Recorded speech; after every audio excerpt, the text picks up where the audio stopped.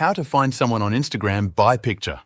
If you have a photo of someone and you want to find their Instagram account, there is no direct way to search on Instagram by image. However, you can try using a reverse image search. To do this, open the Google app on your iPhone or Android. Once you are on Google, tap the camera icon in the search bar. This will open Google Lens, where you can upload an image for a reverse search. Select the photo you want to use. If you're trying to find a specific person, you can crop the image to focus on their face.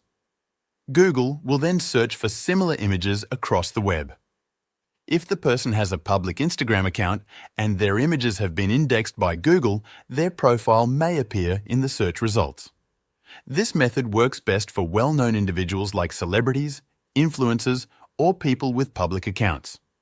If the person has a private account or very few images online, Google may not be able to find any results. If the image search does not work, your other options are to search for the person by name, email address, or phone number directly on Instagram. Unfortunately, there is no guaranteed way to find someone's Instagram profile using only a photo. That's how to find someone on Instagram by picture.